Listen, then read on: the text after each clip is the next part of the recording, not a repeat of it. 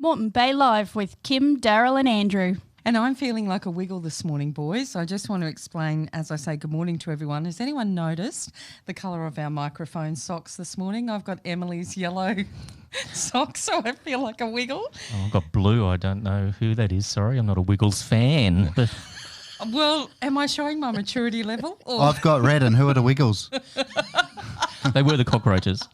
That's right. Wake up, Daryl. Oh, yeah, I know. I'm awake. It's been a long morning. Morning, everyone. Welcome along. Yeah, morning. Great to be here with you.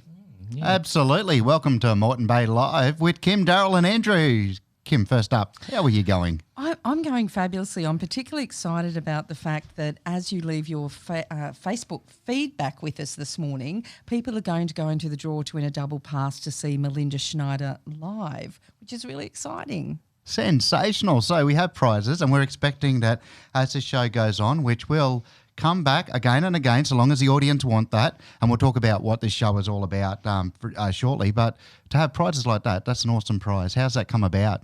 Oh, friends, favours, same as it does with every other way. Yeah, no, it's great because people are very passionate about the fact that we're getting together and we're doing this.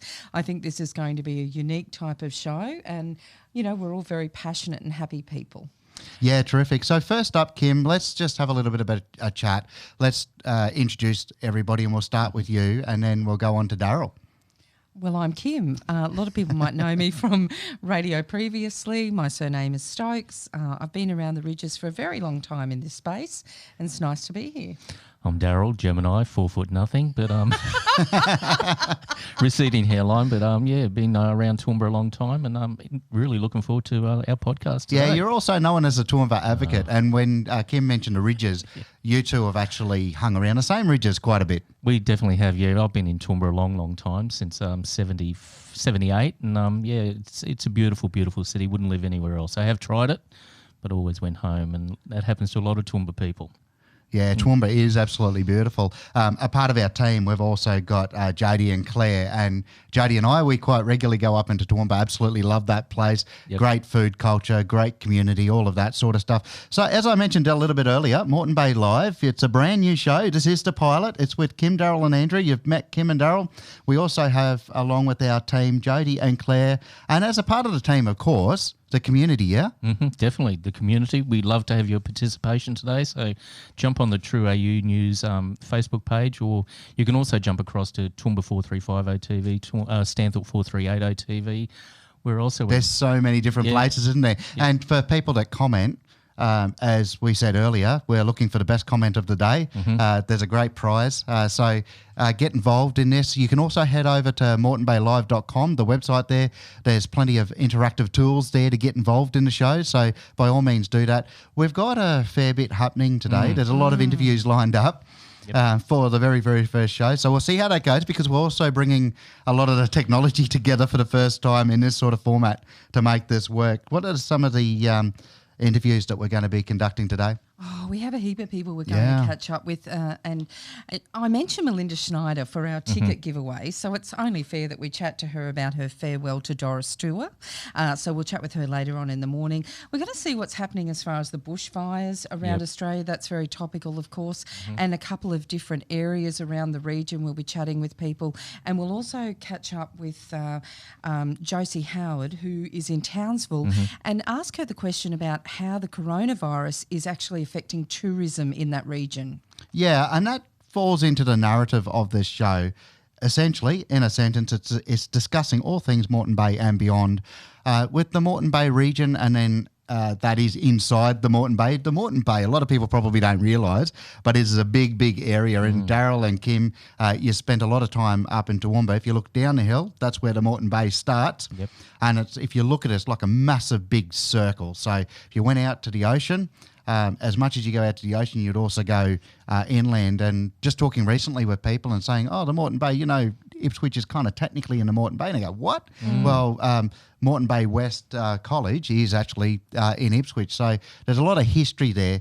But we do want to look beyond just the Moreton Bay, particularly at the moment. And Daryl, you and I have been talking about this a lot, haven't we? The bushfires, the drought and the bushfires. Now there's been a bit of rain, and that's caused issues as well. Oh, hasn't it what? It's just been incredible. So, and going back to that, the bushfire started in Stanthorpe, and that was the last thing the community needed because they were running out of water, and they're trucking 1 million litres of water in every day now, unfortunately. Hasn't been much rain into their catchment there, but I guess what we're trying to encourage people to do is to do the road trip, pop out to these regions, and we started this back in August, September, and it's funny how you're watching ABC now and everyone's saying, I'll get out on the road and support these regions, and that's what we've been advocating for a long, long time. So please support those regions. Yeah, well, this next weekend we're planning on doing a road trip down to the National Multicultural Festival in Canberra, and we'll make sure that that's a road trip both ways, and just to enjoy some of those towns. And that's the other thing that you see, that Australia goes after efficiencies. We have very, very long road networks, so to get from point A to point B, and you quite often hear this, it's nothing for us to drive 4 or 5 hours and call that a little day trip, where you go to places like the UK or New Zealand, that's getting from one side to the other of the country in that same period of time. But in that in seeking those efficiencies, quite often we bypass these little towns where the lifeblood is that road that came through and the traffic that comes with that. So we do try to pull off and just check out some of those towns, and there's so much magic in there. Daryl, just talking of that, Toowoomba's been bypassed recently, and you've been a big part of keeping an eye on that. How's that changed Toowoomba? Look, it's certainly quietened down James Street, and not as many trucks there anymore. I mean, they did increase when the Cunningham's Gap was closed, and the trucks had to come through that way. But it's a quiet little street now. I drove down James Street the other day, and she's still quiet. One lane of the Toowoomba bypass is closed at the moment on the aquifer. On the viaduct, and they're just doing some repairs there. That's part of maintenance. But that road has really, changed the profile of Toowoomba and some of the real estate prices in James Street, I think. Well, Absolutely. interestingly enough, I'd spoken to a couple of truckies after that had happened who seemed really quite happy with the change because it just makes their travel more fluent. Yeah. And, it's sort of like a lot of the times when I drive up there, the cars will take one route and the trucks are taking the bypass now. Yeah. And this is that balancing act, isn't it? Because it's arguably safer now. The truckies have an easier time because they don't have to make their way through Toowoomba and navigate all of those traffic lights and all of those cars that are in between. But on the flip side of it, now Toowoomba doesn't have access to their wallets. So they're not picking up that lunch on the way through or any of that sort of stuff. If I can just change it up a little bit, and we'll talk about technology for a moment. And I see Kim going, my what? favourite subject, not. Well, I actually want to chat with you about this because you've got quite the history in radio and the same here. And we've seen a lot change over the years when it comes to radio. We are streaming with the latest technology right now. We have, so many different ways that people can get involved and they can, be part of the conversation. Let's go back a little while, and you don't need to give anything away as far as age or any of that sort of stuff. But how's the journey been for those years that you've been in radio to now get to a point where we can set up a studio anywhere? You remember the mouse on the wheel? Sort of reminiscent of that. Yeah. Oh, well, we were chatting the other day about how we use reel-to-reel machines and cart machines. Carts.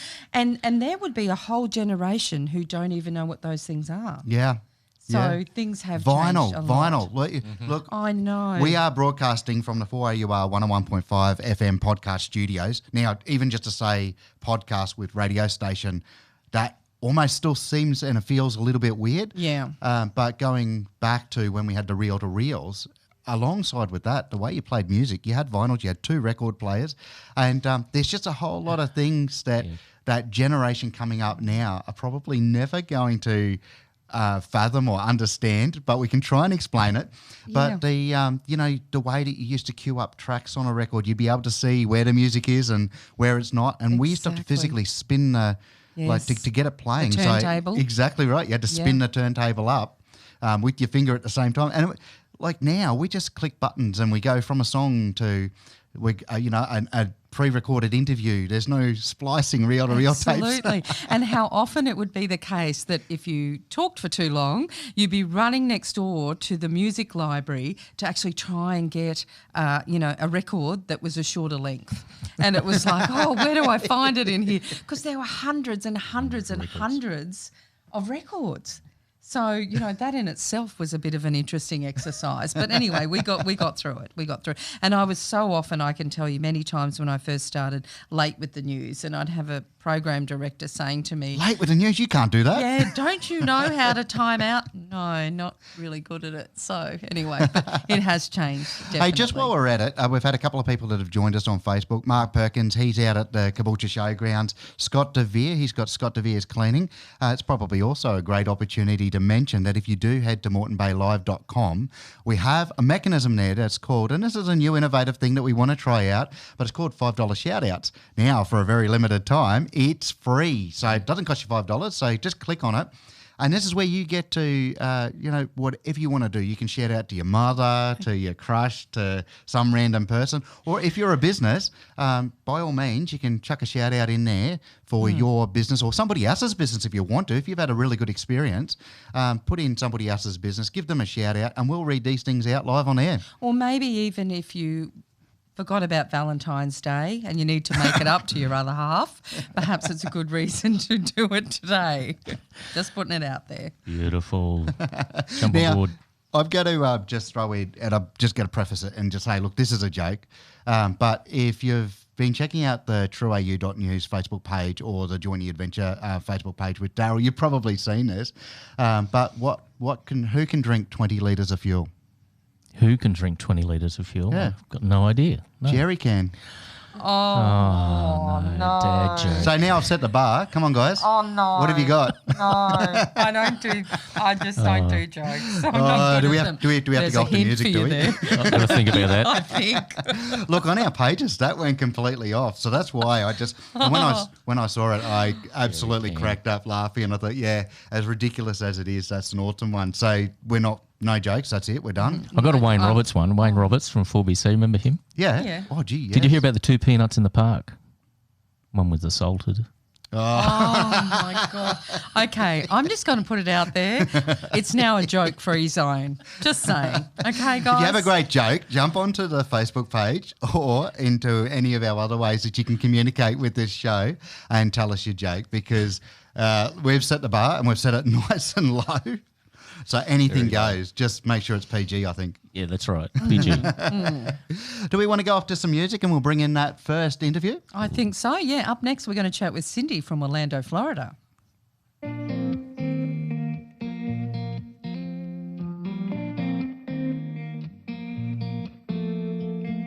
When we were younger, we used to sit on the grass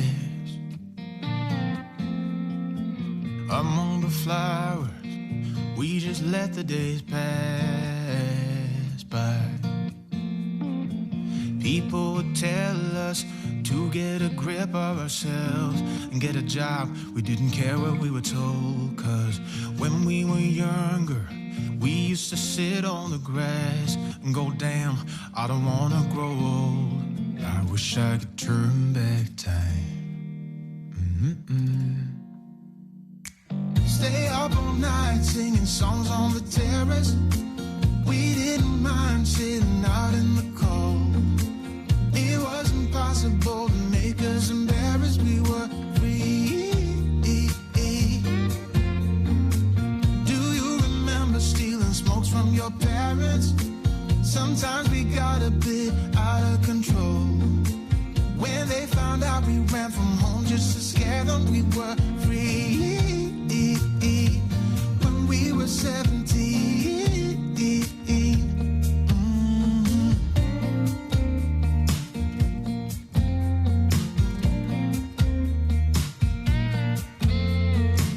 When we got older, we tried to stay in touch,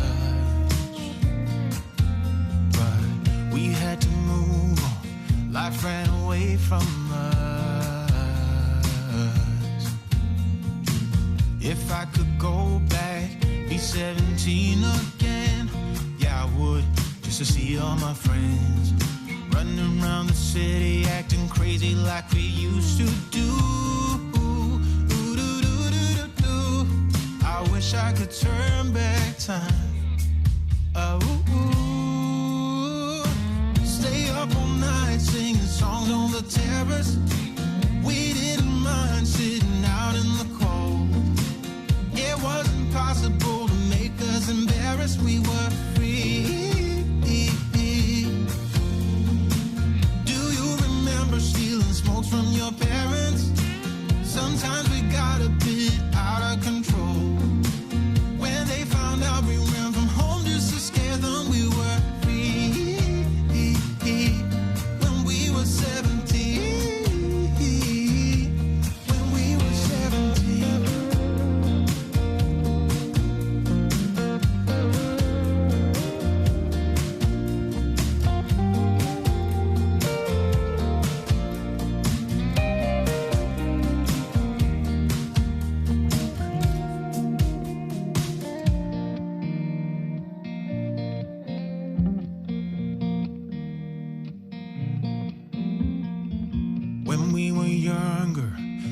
used to sit on the grass and go, damn, I don't wanna grow old.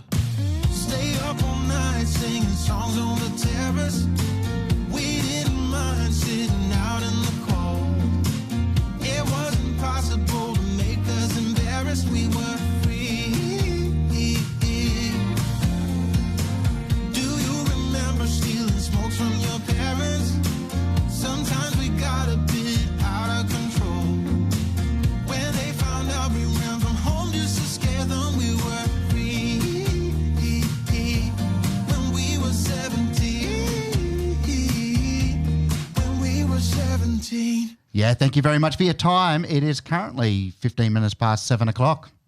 I love a sunburned country, a land of sweeping plains, of rugged mountain ranges, of droughts and flooding rains. And haven't we seen some rain and fire? But the rains came with welcome relief into Gosper Mountains. There were mega fires there, and the rains helped put out 30 fires. So firefighters are breathing a sigh of relief. There's finally they're relaxing. And my partner Paula, she's got family in Spain, and they booked the tickets and said, "Get out of Australia! It's burning! It's on fire!" And they were really scared for her. But over to you, Kim. We've got a friend from America we're going to talk to about this. And We have. Yeah, so- I'm really excited about the fact that last night you guys would have seen all Yeah. the hype about the Firefight Australia concert, which did really well. By 6 o'clock last night, it had raised $6 million. Wow.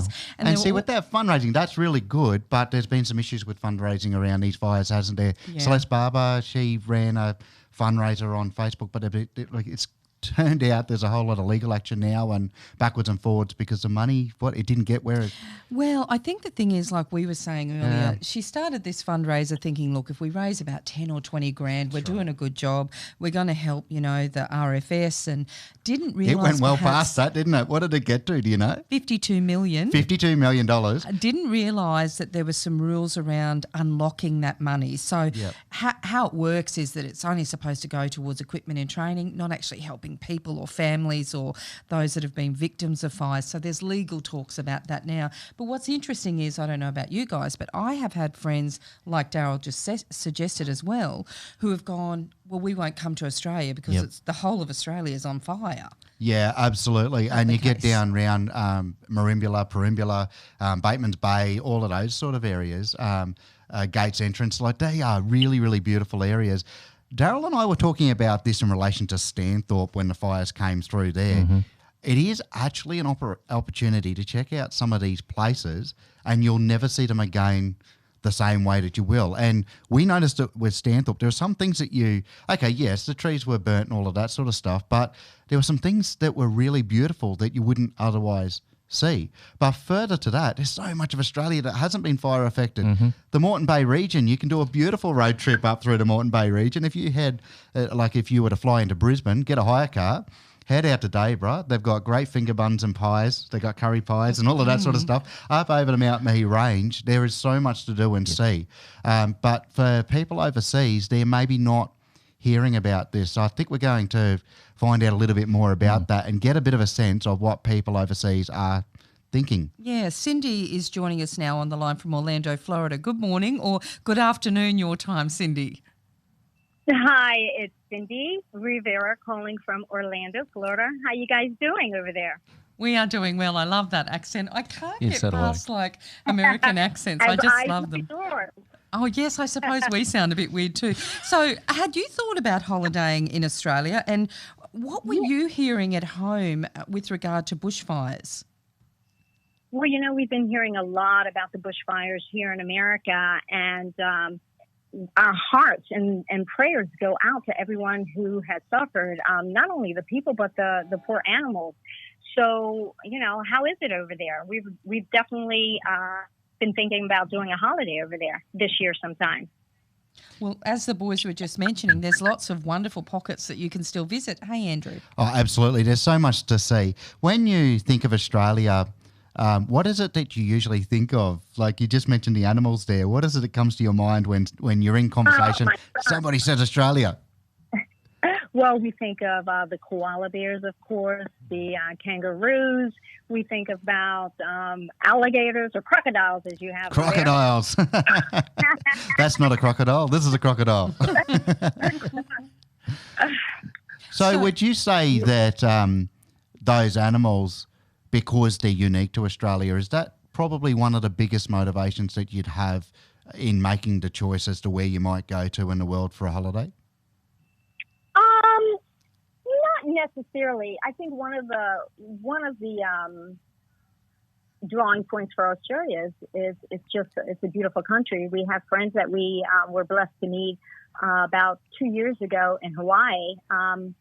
Shout out to Miss Annie and Kylie and she just took advantage of one of those free $5 shout outs. She did. Well done, Cindy. Americans, you know us Americans. But of course, as well as the animals, which I know the U.S. has shown a lot of support. A lot of us here have donated money. I heard you mention earlier that the money is really not going directly to the people, maybe more so to other avenues. So that's a little, I should say, a little disheartening, because we want to make sure not only are the animals taken care of, but also the people there that were affected by these horrible bushfires. Yeah, Cindy, look, and this is the thing, and this is a conversation that we have been having, is that you can donate to an organisation, but they are going to take care of the money in between, and they may not execute your wishes exactly as you would like. But to have the likes of yourself come and holiday in Australia, head into a place like Bateman's Bay that's been affected by the fires, but go in and treat a business normally so that they can commercially operate normally and spend your money there, you'll probably get a great deal. But that is what is going to build up those local areas. America, the US, Canada, all of that part of the world is well known for having huge wildfires. How do your towns recover when such a thing happens? Well, again, we pull together. I think we pull together as a community, as a country, and try to help support the local businesses, which you brought up an excellent point.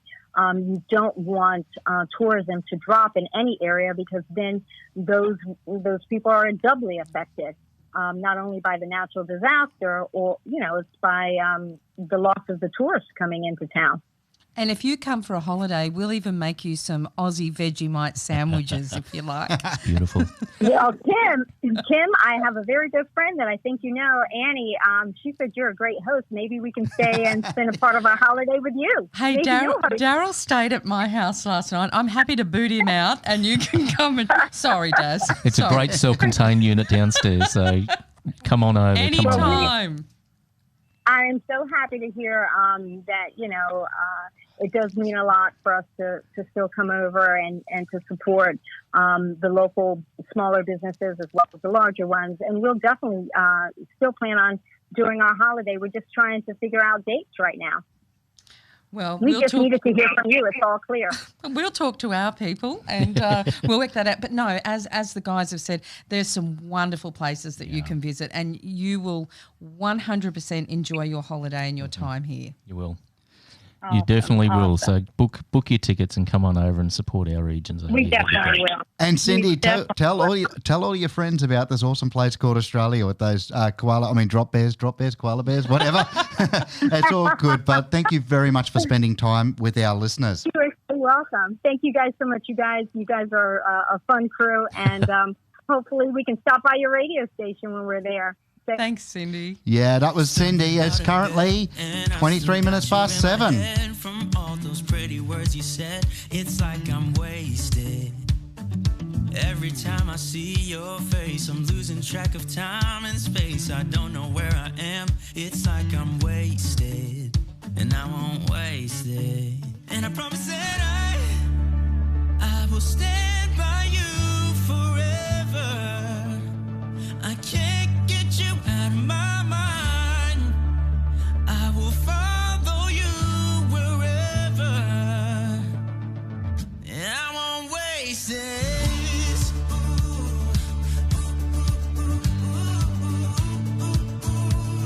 I'll follow you, yeah.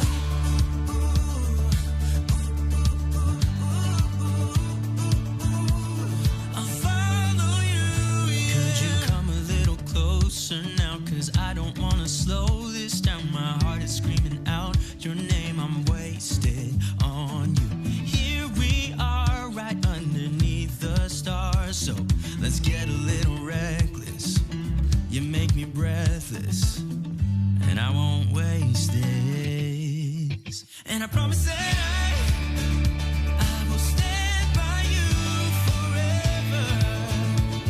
I can't get you out of my mind. I will follow you wherever, and I won't waste this.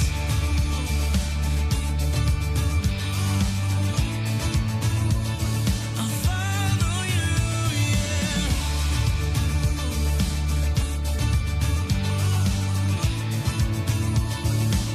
Yeah, I won't waste this, 'cause no one makes me feel like you do. You make me breathless. Yeah, no one makes me feel like you do.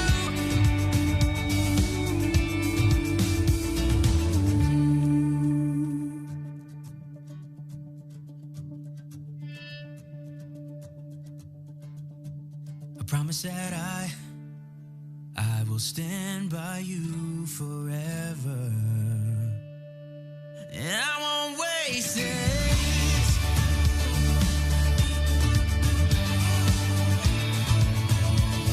I'll follow you, yeah.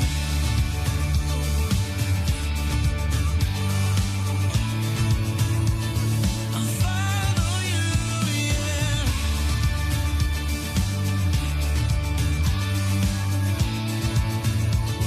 I'll follow you, yeah.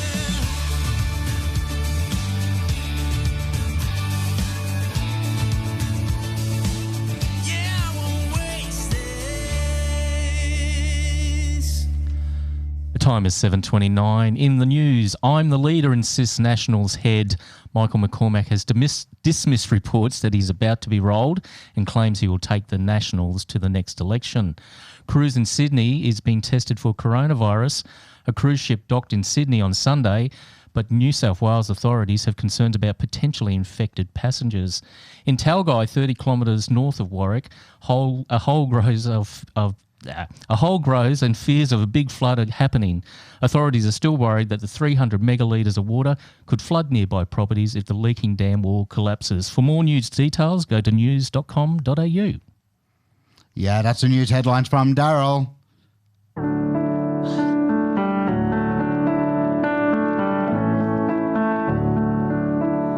Hung the tinsel on the tree tonight. Oh, what a beautiful voice. What She an is absolutely beautiful fantastic. voice. And you know, she's got more than a good voice, boys. I'll tell you, she's a multi-golden guitar winner, Australian country music singer. She's a songwriter. She's a CEO and founder of Empower Records. And I think you've got a publication out now, My Voice. Welcome, Melinda Schneider, to the show. Good morning. Hey, how are you guys? We're doing great. You're just off the back of your, was it Tari where you last played the other night? Yeah, that was Saturday night. Good old Tari. And how was that? Look, it was really good to see after all of the terrible devastation they've faced with the fires to drive along the freeway and see a whole lot of new growth happening from these, very blackened trees. It was kind of hopeful. There's a lot of new growth, very green. Things are coming back, which is fantastic. That's great. When we talk about you performing, of course, at the moment you're doing your Farewell to Doris tour. This is very, very special to you. Why is that? Look, I've been doing this project really since 2010. So it's been a big part of my life over the last 10 years. And we lost Doris Day last May. She was 97 years young, which was amazing.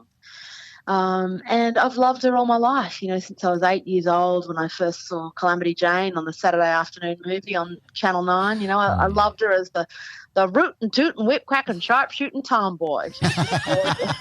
That was one of my favourite movies growing up. I love that movie. Was it? Yeah. It still stands up today. It's a great film. What is your favourite song of hers?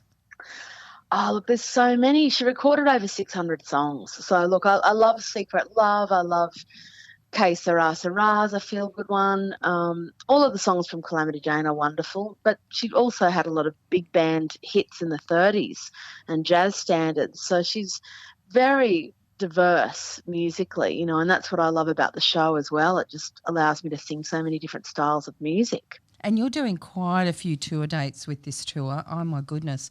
I've been looking at them from Warrnambool is your next one, right through until November. That's a lot of dates, Melinda. Yeah, it's going to be a busy year, but it's good because I can be, a good school mum to Sullivan, who's 7, and take him to school every day and make his lunches and all of that. And then on the weekends I get to go and do my thing. So it's kind of a pretty good balance, really. So what next after this tour? Well, I'm working on a brand new album at the moment. I'm halfway through recording that. And I'm also writing a musical, which is going to be about my life and about growing up as a showbiz kid and all of the good and challenging things that go with that. Oh, Melinda, can you just describe the opening scene of that musical? Well, I'm thinking of calling it Melinda the Musical. Awesome, and yep. The first song is called It's All About Me. So it's very much about, some of the challenges I've gone through in the last couple of years. And, women in their 40s, I think, go through lots of changes, bit of an identity crisis, bit of a getting to who you really are. And I think a lot of women are going to be able to relate to this show. And Melinda, the reason why I think this is going to be so special, certainly for me, and if I can just impress upon women to see this when it comes out, is that I was in the audience when Melinda was a keynote speaker at the Women in Media conference a couple of years ago, and she shared some of her story about recording with her mum at the age of 8. Not only in that moment did I go, this is why this woman is an incredible songwriter, but the way that you speak, Melinda, I felt like I was the only person in the room. You were talking right to me, woman to woman, female to female, and I walked out of there a changed person. Oh, wow. Thank you. Can you write a testimonial for me? Absolutely. Yeah, no problem. No problem. But that's the truth. I'm not saying that because you're on the line. I was absolutely terrified that day because it was only the second keynote I'd done, and I was really bearing my soul in front of 250 journalists, and that's terrifying. I mean, you're very guarded usually as a music artist or a journalist. Well, these women were so generous and validating and loving. It was really an amazing experience for me. It really helped me a lot. It's the fact that you were so authentic. We're used to seeing people who can present and speak well, but you could tell you just opened up, and it was like, honestly, not that I'm suggesting we do this, but we took a knife and everything that was internal that was just raw and real was exposed without hesitation. It was a real honour. It truly was an honour to be in that audience that day. Melinda, can I just take you somewhere else for a moment? You tour around and you see a lot of towns. We have been talking about just the aftermath of the bushfires, the droughts, and now the heavy rains that have come to different areas, and particularly with the bushfires, we understand that they're all contained in Australia, which is really, really good news. But we do need to keep our focus on this because towns are going to take quite some time to recover. What are you seeing while you're out there? Oh, look, people have gone through, as you said, some really, really hard times, and it's not over yet. There's more to come. The drought is not over. I think the best thing that we can do to help people is travel to those country and rural areas and spend money in the towns. I think we need to support them in that way, and I'm really thrilled to be going to them to bring them some joy with this Doris show, lightening everything up a little bit, because I guess a lot of people don't travel to real rural areas, and so I feel good about doing those miles for that reason. But I think we've just got to support them in any way we can to bring money into the towns. That's right, Melinda. I've been going out to Stanthorpe and out to Warwick in Queensland, and they say, look, we really appreciate your thoughts and prayers, but we really need your money. Because there's families that are losing their kids, and there's no work out there. There's no backpackers that are supporting Stanthorpe, and I think it's really important that people jump in the car and do road trips and support those regions. Yeah, and it's so much fun. You know, I'm thinking of getting a camper van for my little boy. He said, Mummy, I want a camper van. I'm like, okay, this would be good because I'm away every weekend and we could just hop in the camper van and be such great family memories anyway. So I think that's the go. That's fantastic. Thank you so much for joining us this morning. And also we want to say a special thank you because you are giving us a double pass for someone to go along to your show.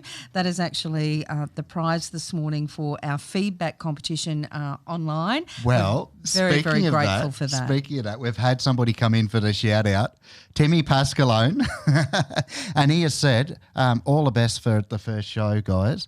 But this is the most important part. Beers after the show, our shout from Tim McCullough. We all taking that up? It's a little early, but okay. Well, if that's what we're doing. Melinda Slider's ready to jump straight into that camper van and head out to the Moreton Bay region. I'll meet you there. Well, thanks, Melinda. We appreciate your time. Best of luck for the rest of the tour, and we just love you to bits. And we're so grateful for your generosity, not just on the show here this morning, but to every community you go to. You are just one in a million. Oh, thank you. And I'm really looking forward to coming to Queensland. I'm heading up to Caloundra and Toowoomba and the Gold Coast in late March, so I can't wait. Thanks, Melinda. Yeah, it's currently 36 minutes past 7 o'clock.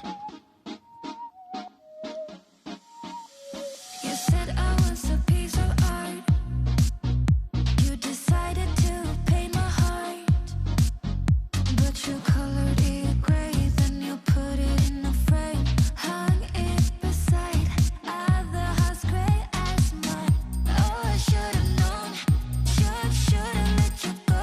Oh, I should have known, should've let you go. Oh, I should have known, should've let you go.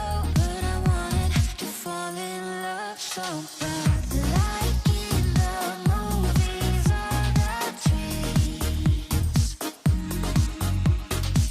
You're like in the movies or the trees.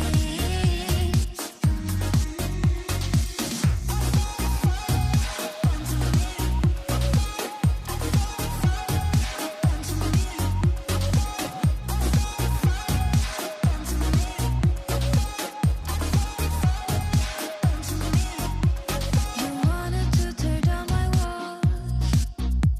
You did that by sweet talking. You got inside my mind. Now I'm wide awake at night. Put me aside. I wasn't worth your time. Oh, I should have known. Should've let you go. Oh, I should have known. Should've let you go. Oh, I should have known. Should've let you go. But I wanted to fall in love so bad, like in the movies or the trees. You're like in the movies or the trees.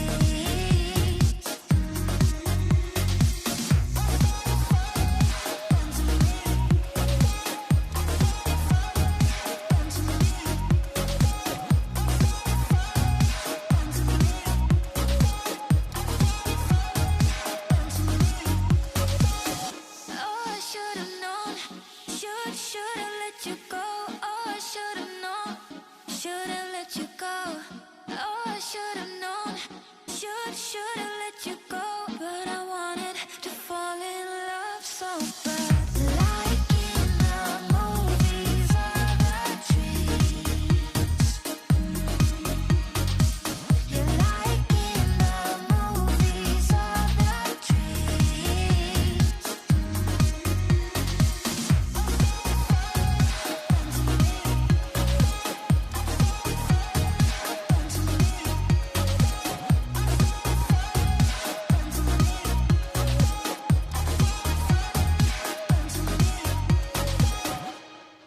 You're with Moreton Bay Live with Kim, Daryl and Andrew. It's 7:39. And we're speaking to another wonderful woman that I admire greatly. Amanda Dalton joins us on the line from Protea Place in Toowoomba. Good morning, Amanda. Good morning. Now, I know that you've been a busy lady. You've got a big event coming up on the 7th of March. Can you tell us about that first? Yeah, look, we are hosting a luncheon for International Women's Day, and our guest speaker is Sandra Pankhurst. Sandra Pankhurst has written an amazing book, a best-selling book about her life and her story, and we just thought it was a really great fit for the luncheon that we were having and for International Women's Day. And I think really recognising when people overcome challenges and trauma in life. So Sandra is otherwise known as the Trauma Cleaner. So she's an amazing person, and we're really looking forward to that. Amanda, can you tell us, for those perhaps who aren't aware, how Protea Place actually came about? Yeah, so I had worked in the social services sector for about 20 years now, predominantly in homelessness. I was actually managing a funded service here in Toowoomba when I started to see more and more single older women over, that 50, 55 age were coming forward for help. And, we'd come into work and they'd be sitting on the doorstep waiting for us. And now quite often these were women that had quite a conventional housing history and, had jobs and owned businesses and owned homes and raised children. And now all of a sudden there was this real shift with a lot more women finding themselves homeless, ending up sleeping in their cars for a range of different reasons. But the main thing was that we were seeing so much more of them. And I knew that other services around town were also seeing a lot more women in need. And we actually didn't have anything here in Toowoomba, like we didn't have a women's centre. So what I wanted to create was, I knew we needed, obviously we need more accommodation. That was a little bit bigger than what I could tackle at the moment. So I thought, well, something that the ladies were always telling us was that, I can handle sleeping in my car a bit longer if I could just have a nice hot shower or have a meal or do my washing or connect in with someone and feel human again and feel like I matter. And so I thought, well, we can do that. So that was where the idea for the model of Protea Place was born. Basically, it was out of the need that women were telling us. And that was to create a day program where women could come and they could have a shower, they could do their laundry, they could have a beautiful home-cooked meal. They could sit around and chat with women. They could also get some case management support around navigating housing systems or health systems, whatever it was that they needed.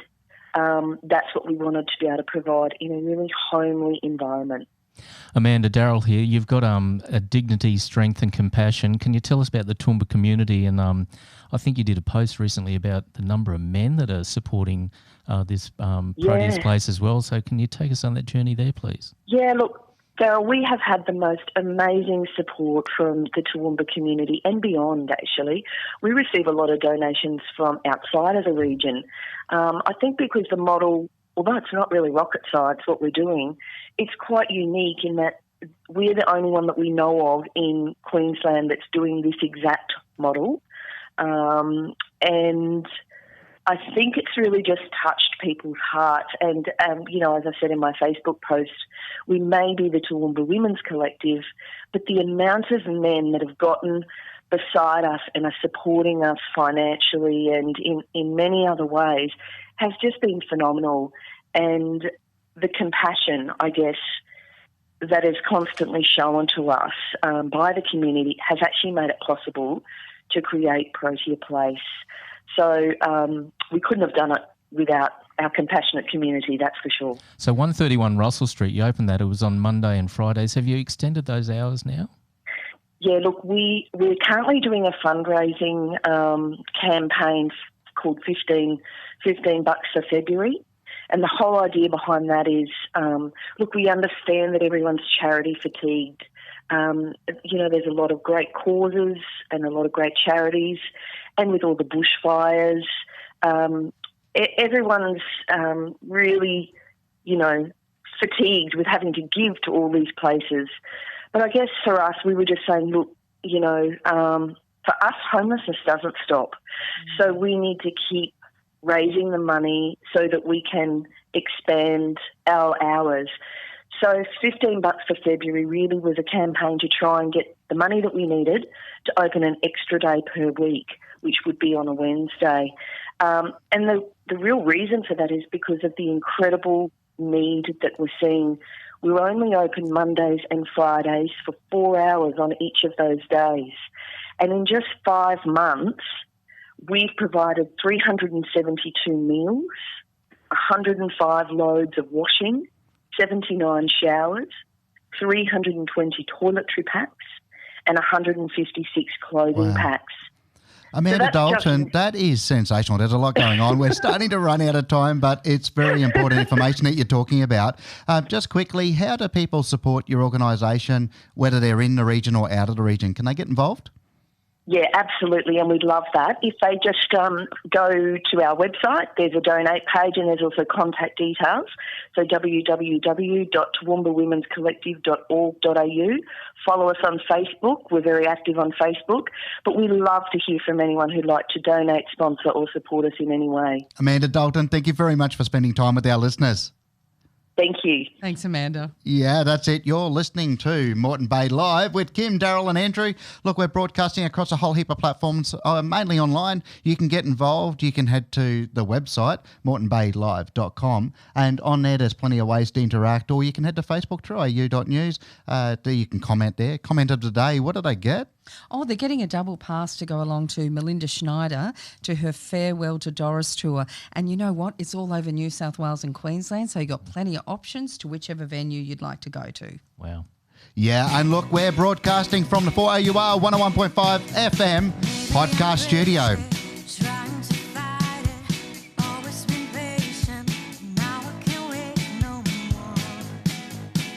Been holding it back so long. Telephone calling, what can I say? It's all an illusion, and I'm better off this way. I'm running from yesterday.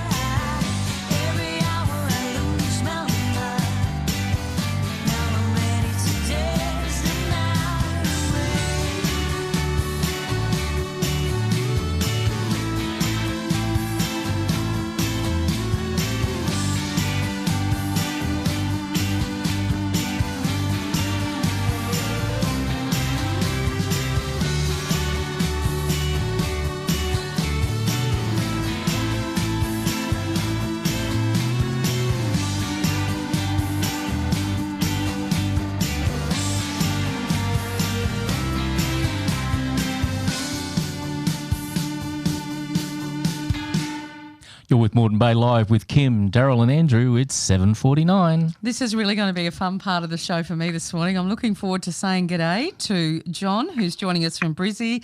Undoubtedly, you must be a Broncos fan, I'm taking it, John. Certainly am. Are you looking forward to the season? March 12 isn't far away. Only 24 days to go. And who is counting? So you're really looking forward to it. Now, have you looked at the draw to see who you're playing first up? Yes, And you know that's the Cowboys.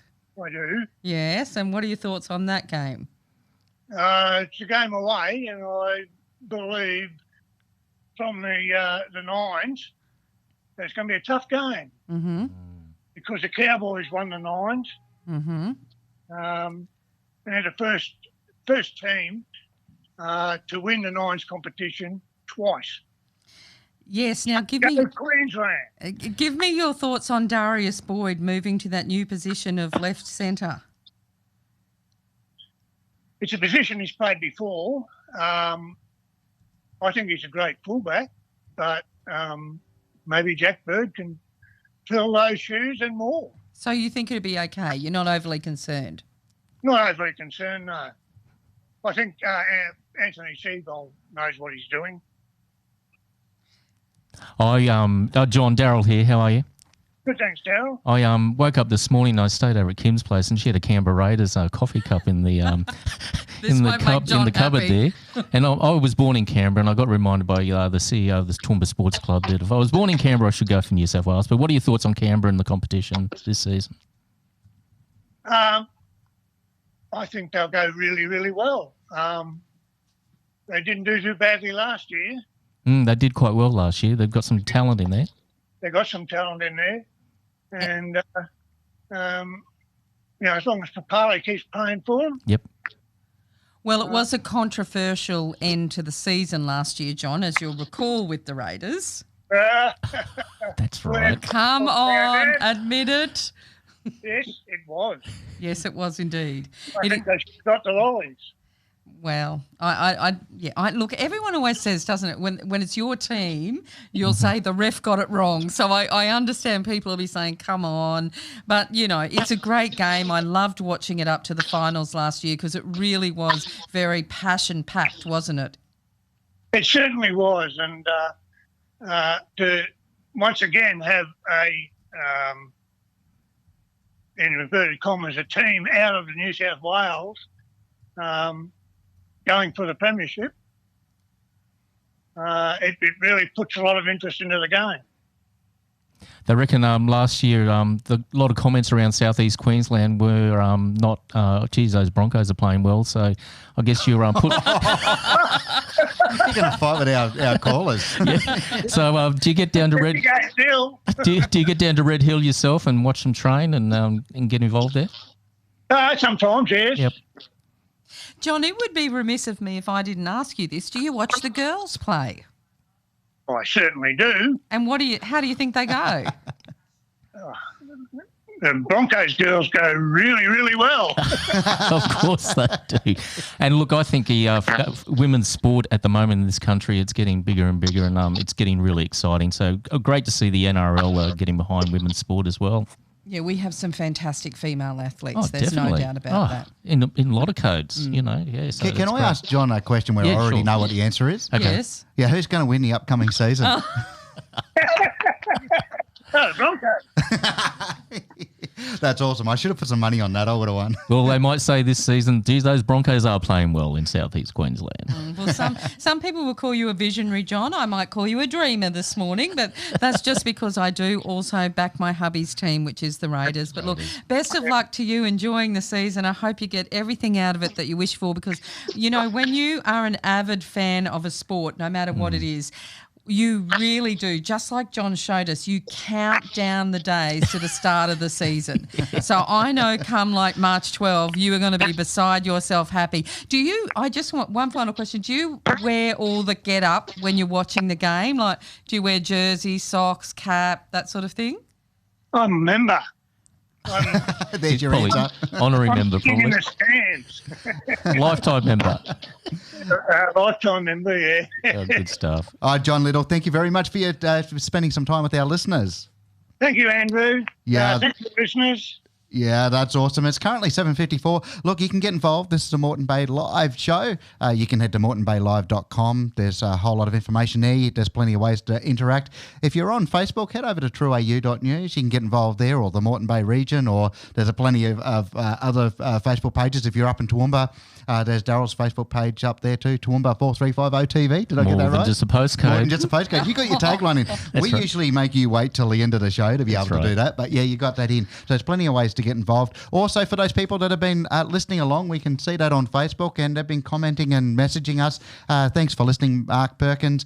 Tim Pascalone, thanks for your shout out, taking advantage of that early free $5 shout out. Remember, you can get involved. If you head to moretonbay.com, moretonbaylive.com, you can get a $5 shout out. Now, what that means is that if you've got a friend, a mum, a crush, are we going to let milkman. Yeah, I was going to say, I'm not sure. We might keep it anonymous, or if it's a crush. Well, we Hell don't want no. to cause any domestics, let me tell you. No, we can end up getting the phone calls back the other way and all of that sort of stuff. Maybe we can do a bit of matchmaking and whatever else. But you can get involved in that. At the moment, it is free, so enjoy it. There's a whole lot of other stuff going on. Stay with us. We'll be right back after this.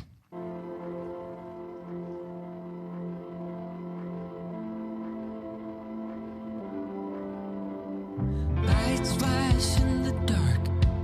I know you're coming back, aiming at my heart. And these things never come from me easily, no.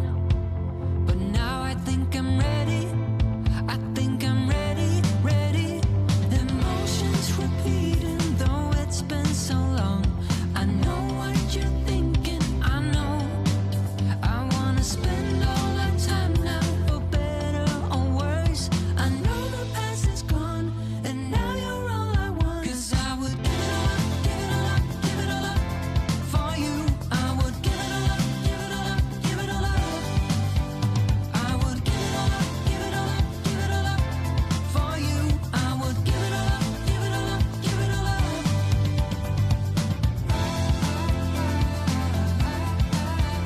I would.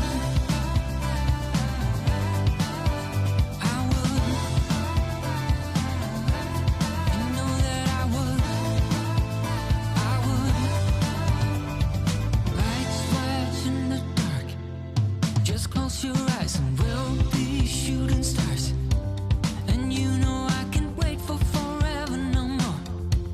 Now tell me, are you ready? Are you ready? Ready? Emotions repeating, though it's been so long. I know what you're thinking, I know. I wanna spend all our time now, for better or worse. I know the past is gone, and now you're all I want. 'Cause I would give it all up, give it all up, give it all up for you. I would give it all up, give it all up, give it all up. I would give it all up, give it all up, give it all up for you. I would give it all up, give it all up, give it all up.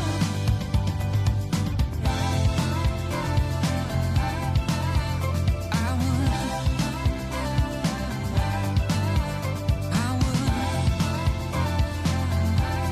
You know that I would.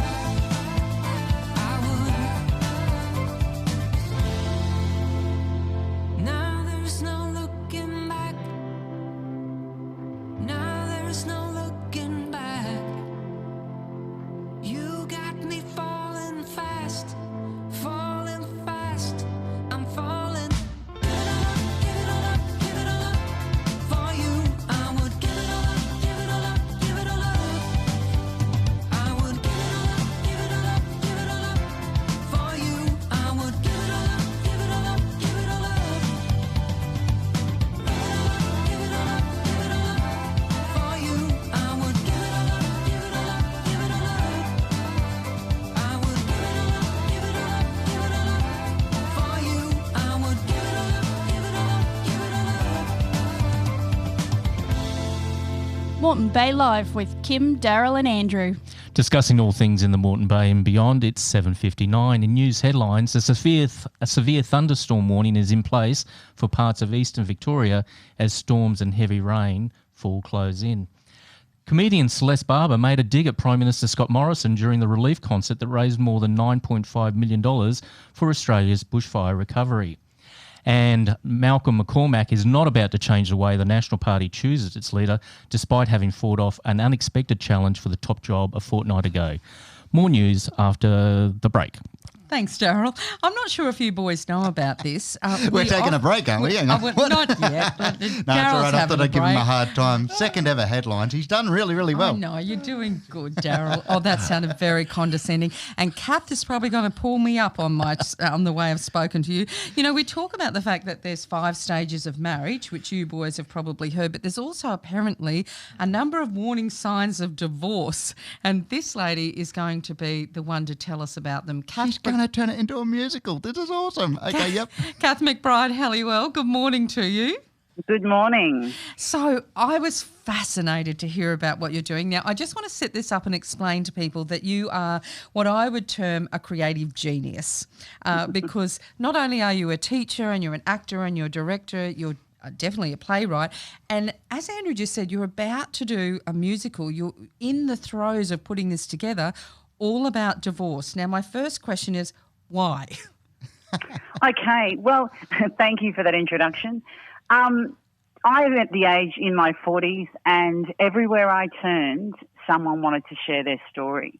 And I think because the world is changing, because divorce is something that was never talked about, and now people need a platform to share their story. So I gathered together a group of people. I put it out there after my bank manager, anybody I ran into wanting to tell me their story.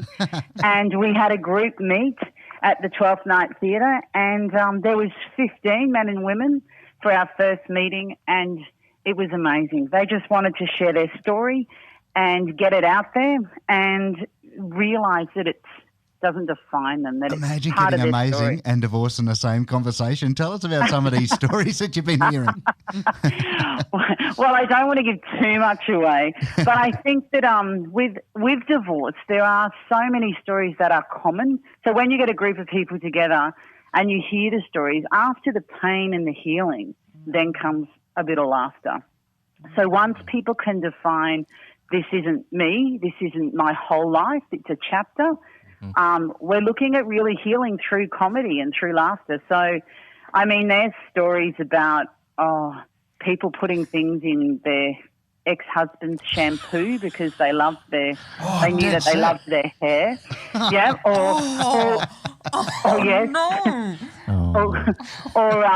recognising some signs when they're, because we've had people from everywhere, when their rural farmer husband decided he would start working his tractor without a shirt on to tan his body at 50. Yes. So there are a few stories, and that shampoo one, that reminds me of Police Academy. You know, that scene in the shower. So that's how that played. Oh, gee. So as far as musicals go, what would be like a comparison for somebody that's maybe thinking about this once you get it underway? Well, as I said, being in my 40s, we once took a group to see Divorce the Musical when I directed The Wizard of Oz at 12th Night. Yeah, right. As a fundraiser, we went to Menopause the Musical. And I sat in this room, and not of that age yet, I watched these women laughing hysterically and connecting and going, wow, and men in the room going, I get it now. And I thought menopause was never spoken about. And now it's time for people to connect with divorce. Men, women, doesn't matter. To share their stories and go, wow, we shouldn't have to hide behind, closed doors and feel ashamed because, it's life and it's a chapter. Kath, I imagine that you could have quite some fun when you're talking about the statistics you've heard around intimacy or the lack thereof that sometimes leads towards divorce as well.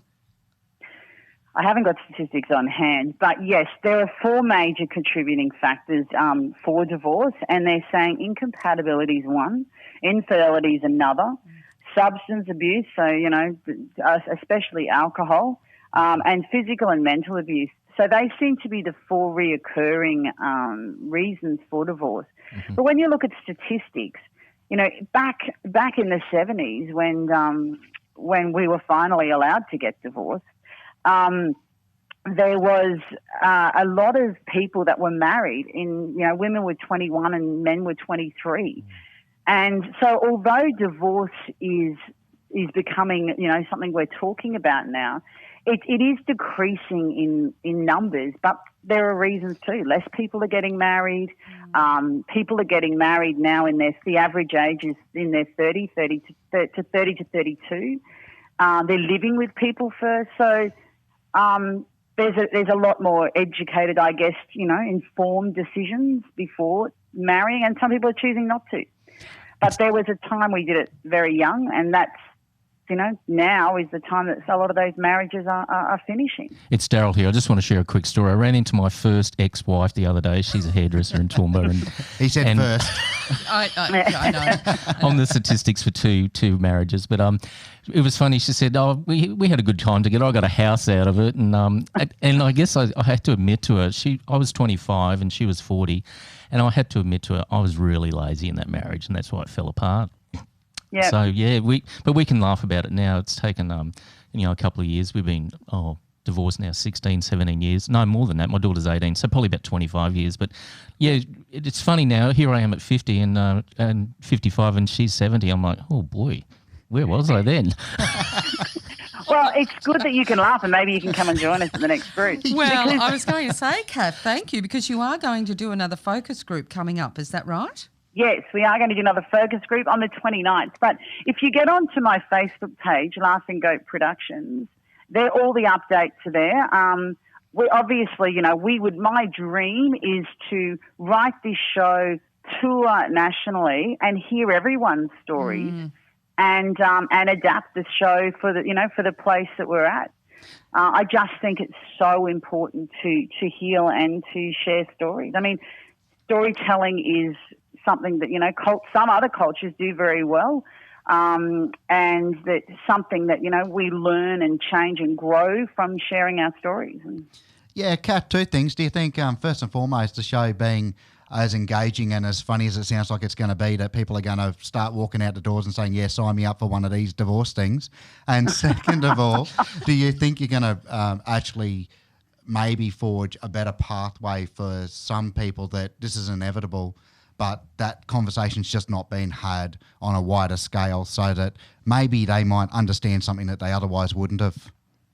Yeah, look, I think it's about, I'm not here to promote divorce. I'm not here to say, go on, do it. It sounds so wonderful.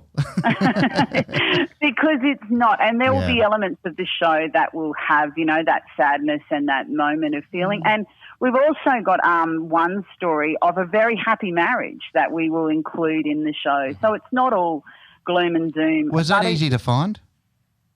Yeah, it was easy to find, but I admit, it's divorces around me. Out of all of my friends, including myself, I struggle to find people that are still married. That's gold. You're saying you struggle to find people that are still married, and you've found one happy marriage. And I've got Claire here who's helping us as a part of the team, and she's going, don't talk about me, don't talk about me. Well, but I understand it's her. Yeah. I didn't know if I was allowed to share. So it is Claire. I'll give you full permission. So, yes, Claire has been helping me on this journey, and she was there, and it is good to have a balance. But admittedly, yes, I myself am divorced. My sister's divorced twice. My brother's still married, but but yes, it is more common than not that people, especially once they hit their 40s, are growing apart and life's changing, and they're not feeling like.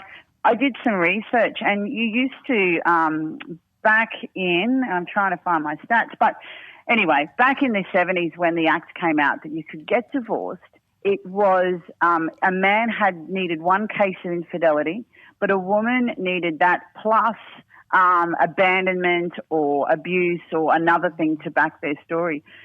But they did finally, that was pre the 70s Act. In the 70s, they said you can get divorced now without having to justify it, a no reason divorce. So finally in the 70s, a lot of these people went, well, you know what? I don't want to be here and I don't have to stay. But it took a while. There was a huge peak in divorce rates in the 70s. Then it sort of tapered out. But, yeah, it's about sharing stories and sitting back. I've been divorced now for a few years and I can sit back now and go, really? That happened? You know, because in the moment of divorce, it is so raw and so real and often people feel so alone. Yeah, but by sharing it, you can, start to look back and laugh. I think undoubtedly this morning, just by having you on the show, you've actually given a lot of people, both men and women, permission to acknowledge that their situation is real and they can move forward. So if they want more information, they can go, as you say, to the Laughing Goat Productions Facebook page. Kath McBride, Halliwell, thank you very much for your time this morning. Thank you. Yeah, it's currently 10 minutes past 8 o'clock. Stay with us, a lot happening. You can join in the conversation on moretonbaylive.com or you can head to the Facebook page, trueau.news. We are broadcasting live from the 4AUR 101.5 FM podcast studios.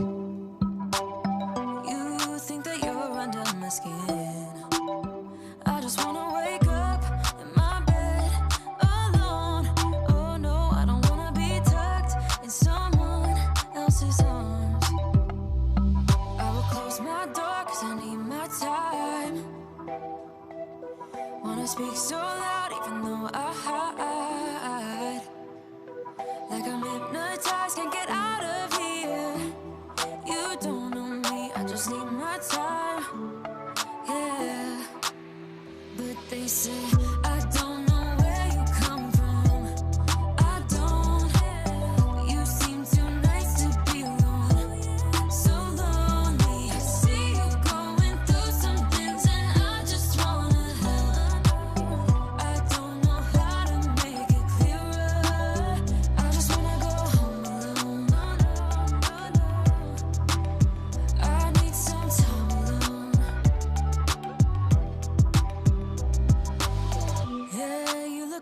You're my type, sweet and you care about my night. But I'm sobering up in this moment's past. Oh yeah, I don't wanna be tucked in someone else's arms. Cause my heart just broke and I need my time. Wanna speak so loud even though I hide. Like I'm hypnotized, can't get out of here. You don't know me, I just need my time. Yeah. But they say I don't know where you come from. I don't. You seem too nice to be alone. So lonely. I see you going through some things and I just wanna help. I don't know how to make it clearer. I just wanna go home alone. I need some time alone.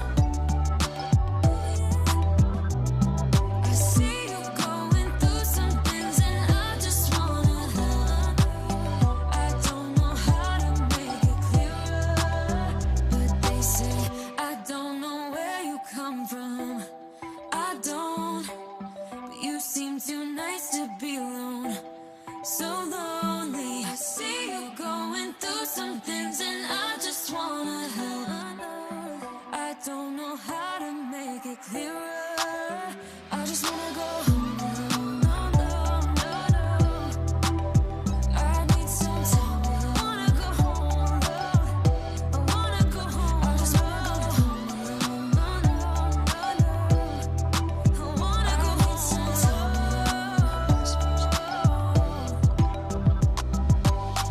Moreton Bay Live with Kim, Daryl and Andrew. We're discussing all things in the Moreton Bay and beyond. It's 8:13. I'm going to take you down. You know, we were talking about divorce just a minute ago, so I thought maybe we should balance it. Oh, sorry. We need to balance it with the idea that some people still do wish to be married. Oh, yeah. And so I thought... I know where you're going. I'm just going to jump in for a second. Some people wish to be married. Yep. And I can see the way you're looking at me.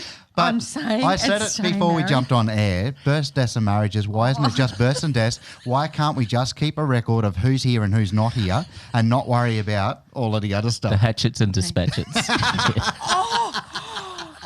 He went there. He went there. Oh my! Don't forget the matches. Oh dear, dear, dear. I don't know whether this is going to hold any weight with you boys at all, but I found a story this morning where there's a bridal company. They're called Allure Bridal. Where they are now. I'm still trying to figure out how the segue worked. They're actually now thinking about creating wedding dresses to suit women's, or, you know, every woman when they want to get married, Right. mostly wants to feel like a bit of a princess, right? So they've got this idea of designing these gowns to be after your favourite cartoon character. For Okay. example, like a fairy tale collection, if that makes sense. So you can be like Ariel from The Little Mermaid. Yeah. Or Jasmine from Aladdin, or you could do Cinderella, those type. Not everyone goes through this, but some do. But it just made me think that if you boys had the The chance Grim Reaper? to... Can you? Oh, no, you can't do that. Sorry. Whoop. Oh, I can't believe Wrong you just segment. said Wrong that. segment. Hang on. I can't. Well, if I were marrying the Grim Reaper, I would want someone to stand up and object. I'm just saying. But it's funny because I was going to ask you what cartoon character, if you were a male dressing up in the same sense, would you go for? Now, in my husband's case, this is a true story. I just want to explain this. I was doing an OB, an outside broadcast one time at Dream World, Yeah. and Andy shaves his head, and he's quite a thick-set, short fellow. I'm not joking. There are a number of, I will say, this is not being disparaging, but a number of Asian tourists who came up who actually thought Andrew was the Shrek character. really? And Yeah, they wanted I can see photos. that. Just roll with it. Do the signatures. Well, Yeah. he was very embarrassed because he's very timid. But I was thinking about, well, who would I dress up as? And I thought, what about you guys? Because I know you're so supportive of marriage, both of you. So what cartoon character fits? I think I'd like to be Superman. You know, I could have that suit on and then just be the Cape Crusader. Okay, a little bit more workout in the gym and you're almost there. Andrew? I've got nothing. I'm here trying to think. I have got absolutely nothing. Fred A cartoon Flintstone? character. The Phantom. What about Paul? Now, he's not really a cartoon as such, but Paul's a movie where he's the alien, and when he holds his breath, he can go invisible, because I think that'd be handy if you're married. What, just as you're about to be expected to say I do? Yeah. Ooh, I don't answer. Don't answer that. Don't answer that, okay? Now, for your favourite comments this morning, or your best Oh, comments. you're after Disney characters. Whoops. Yeah, it's all good. I got where you were going, and it's time to close that chapter. We're going to have a prize for the comment of the day this morning. Perhaps don't make any references to the boys and their marriage talk, because it won't be healthy. But you can join us and you can go into the draw for a double pass to see Melinda Schneider live. How do they do that, Daryl? How do they do that? They've got to go to our webpage, which is moretonbaylive.com, and you can leave the comment there. You can go to True AU News and share your comment there as well. There's plenty of places you can go. We keep an eye on all the Facebook pages, Toowoomba 435 TV, Join the Adventure, Stanthorpe 4380 TV. The list goes on and on. I'm But, impressed. You mentioned your Facebook page without dropping the I know, tagline. I haven't done the tagline. So, but look, moretonbaylive.com, and you can do a shout out there. The shout outs are free to start with. So we'd like to see you get involved there and make a comment for the day. It's currently 17 minutes past 8. I met him on a sunny day in late July, and everything turned upside down. I almost lost track of time as weeks went by. I couldn't get him off my mind. I told him I want that great love, like standing in the middle of a bonfire. You don't know how you got there, but you hold tight, knowing that you can't get burned. Just tell me how we lost track of everything but each other. I honestly don't know. And tell me how we messed up, drifting away from each other. Didn't want to let you go. Cause we wanted different things, and I have to deal with it, but it's not easy. So tell me how to let go, cause you really seem to know how to carry on your own. Ever since I got a good look in his eyes, I just knew that he was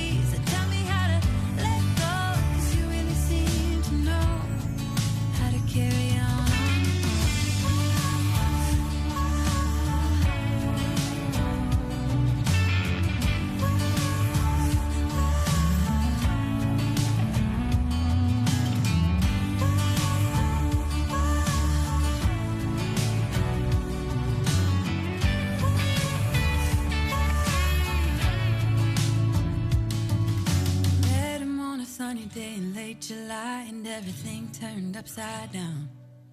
I almost lost track of time as weeks went by. I couldn't get him off my mind. I couldn't get him off my mind.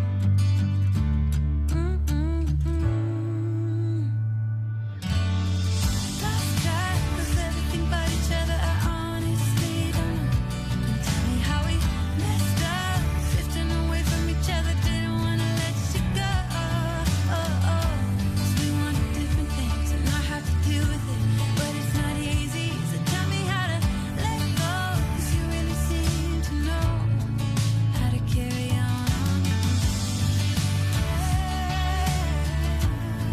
How to carry on.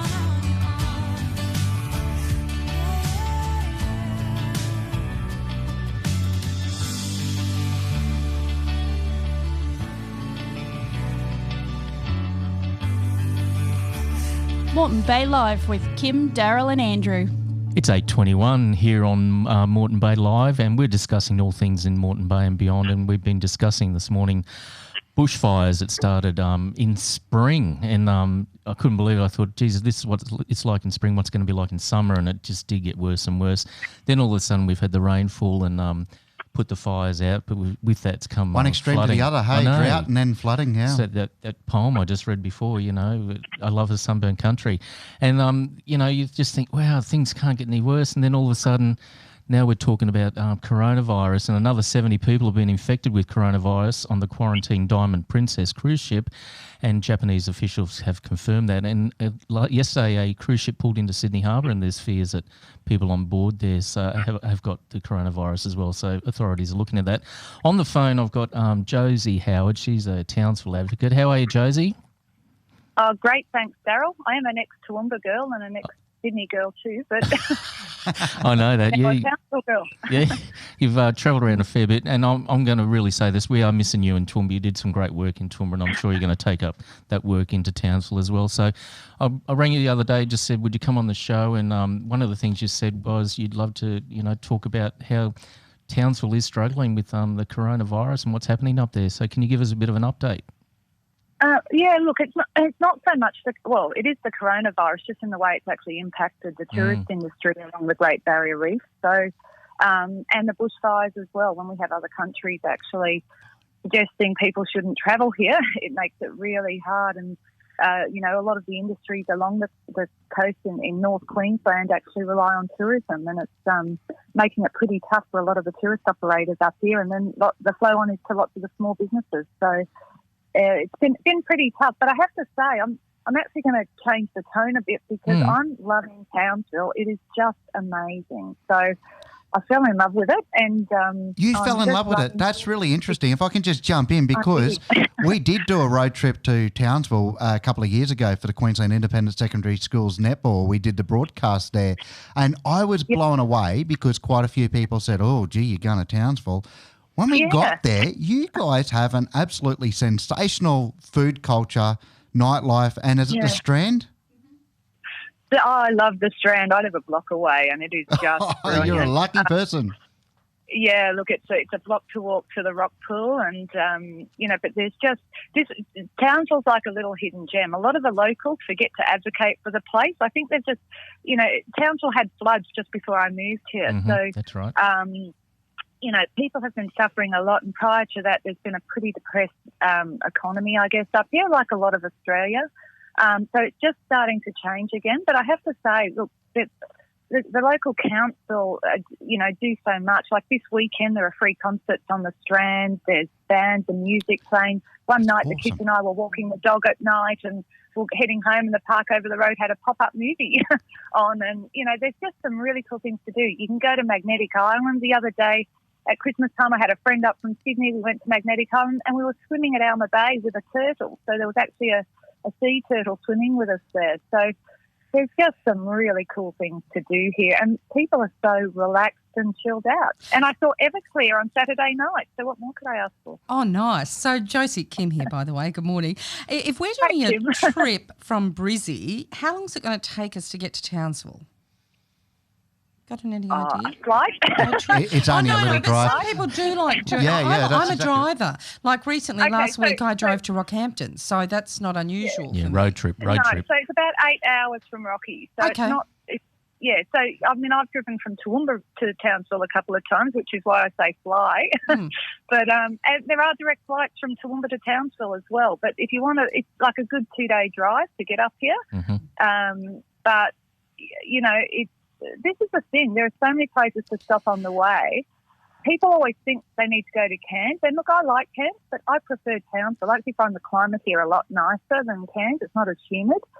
And look, there are parts of Townsville that, you know, it's a bit flat and dry, but I have to say, if you hang out around the Strand, it is just stunning. And there are things to do. Going up to Castle Hill, the other night we took one of my old Japanese friends who came over to visit up to Castle Hill at night, and it was just absolutely beautiful, you know, looking out. And they're about to, you know, they're looking at building a beautiful cafe and function centre up there, just like at Picnic Point in Toowoomba. So there's lots happening here. I guess traditionally Townsville hasn't been a tourist hub, so it's a bit unusual, but the food scene, the music scene, you know, just the things that are happening. The massive aquarium here that's got a turtle hospital is about to be renovated as well. So you can actually come here and, check out turtles that are being rehabilitated and then being re-released. And just a couple of weeks ago, they re-released 3 on the Strand, you know, back into the wild. So, you know, it's just... I can't explain how... You sold it very well, let me tell you. Absolutely. I think that's why I still do the drive. I love Toowoomba, but the ocean is here, and I do love the ocean. It's okay. You're not being disloyal. It's all right. But I think that's the reason why I would do the drive, even though you say, oh, look, it's a full 2 days or whatever. It's all those places. I love flying too, but it's the places you miss when you don't get in the car and stop along the way. Yeah. So either or, it sounds like it's a great place to put on your must-visit list. Yeah, absolutely. And according to Google Maps, it's 14 hours and 25 minutes if you were to jump into the car right now from the Moreton Bay region, head up to Townsville. But once you get past Rockhampton here, there's some really, really beautiful greenery and scenery and all of that sort of stuff. You mentioned Castle Hill. Is that the one that's got the water tanks up the top that's had the artwork done on it? There's one of the hills there, and we took a photo of it and put it up online. Townsville, the water tank at the top, and it's got all of the artwork on it. Yeah. I've been up there. I can't. I've walked around it a few times. I remember seeing beautiful butterflies on there and the beautiful views. I can't remember seeing the water tank, but you know, this is the thing. There's actually an awful lot to do here, and people don't realise. And you know, just an hour from Townsville too, there are like some beautiful waterfalls and things. There's the Aston Tableland for food. There's just some amazing stuff that actually happens around here. And I've been living here for 5 months, I think it is now, and I haven't even had a time to explore it all. So have you slept? Doesn't sound like it. I have children. I don't sleep too often. For Northern Queensland, they haven't been affected by the droughts and the fires and what have you so much, but coronavirus has been really making it into the news, and particularly for the Chinese tourism market into Australia, that's going to be impacted somehow. How do you foresee that affecting tourism in Townsville? Well, look, I actually work for the Great Barrier Reef Marine Park Authority at the moment, and we know quite well that the tourist industry has already been heavily impacted, and that's on the back of, you know, a couple of things that happened earlier with some, you know, people interacting with sharks and things. So it's actually it's a really difficult time, and that's what I said before. It makes it really hard when people think Australia's a tiny country and everything's happening in the one spot. And people stop coming here. I mean, one of the biggest things we have to do is advocate, and as you guys said, for people to do road trips, for our locals to travel back with them, you know, around as well. So it's not just the international tourists have a huge impact, a massive impact. And you would have seen the same actually down in Stanthorpe during the drought when the backpackers stopped coming to work on the farms as well. So, you know, there's been some massive impact from tourists not coming. Coronavirus has heavily impacted what's happening up here, on top of layers of some other things. And the drought has been impacting, you know, what's been happening up here too. There's been some major, you know, water issues as well. Yeah, so Josie, what we might have to do is I might have to franchise Townsville 4810 TV up to you, and you can spread the message around the world. I've got one last question. We're quickly running out of time, but for Australians that are thinking about maybe taking a holiday overseas, heading to the usuals like Bali or any of those sort of places, we're being affected by international tourism into Australia. What would you say to those people that are just planning their holiday overseas right now? Well, I can just tell you that every day in Townsville is like a holiday for me, even though I'm here working and everything. And that's probably the whole north coast of Probably shouldn't tell your boss that. Right? So, well, it's true. Just get in the car and go for a drive. It's amazing. It's just some of the gems you find are just amazing. So, and the people are great and there's stuff on everywhere. So it's just fantastic. Josie Howard, thank you so much for taking some time and spending it with our listeners. No worries. Take care. Thanks so much. Take care, Josie. 8:30. Bye. I'm feeling way too low to start this night, but I wanna get to your bash. Last night you tried to make me angry, yeah, but this time I get you mad. Oh, don't need apologies enough for this. I'm burning for you. Can't get enough of the weekend. I wanna seize the night like I can't let go. Can't get enough of the weekend.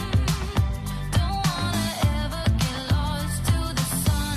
Oh no, we can't get enough of the weekend. We wanna seize the night like we can't let go. Can't get enough of the weekend. Don't wanna ever get lost to the sun. No, no. Sometimes I wonder how I managed to get so lost in your eyes. It's like you're made of something pure that I'm not, but I'm so glad you are with me. Oh, don't need apologies enough for this. I'm burning for you. Can't get enough of the weekend. I wanna seize the night like I can't let go. Can't get enough of the weekend. Don't wanna ever get lost to the sun. Oh no. You shine brighter, brighter than a diamond. Your shine is lighter, lighter than the sunlight. Lighter than the sunlight. You're lighter than the sunlight. Lighter than the sun. You're lighter than the sunlight. Can't get enough of the weekend. I wanna seize the night like I can't let go. Can't get enough of the weekend. Don't wanna ever get lost to the sun. Oh no, we can't get enough of the weekend. We wanna seize the night like we can't let go. Can't get enough of the weekend. Don't wanna ever get lost to the sun. No, no. Discussing all things in the Moreton Bay and beyond, it's 8:34. Here's some news headlines. Another 70 people have been infected with coronavirus on the quarantined Diamond Princess cruise ship. Japanese officials have confirmed this. The latest figures bring the toll of the number of people with coronavirus on the ship to 356. The New South Wales Rural Fire Service firefighter who gave Prime Minister Scott Morrison a piece of his mind during the bushfire crisis said he was sacked after he unloaded on television.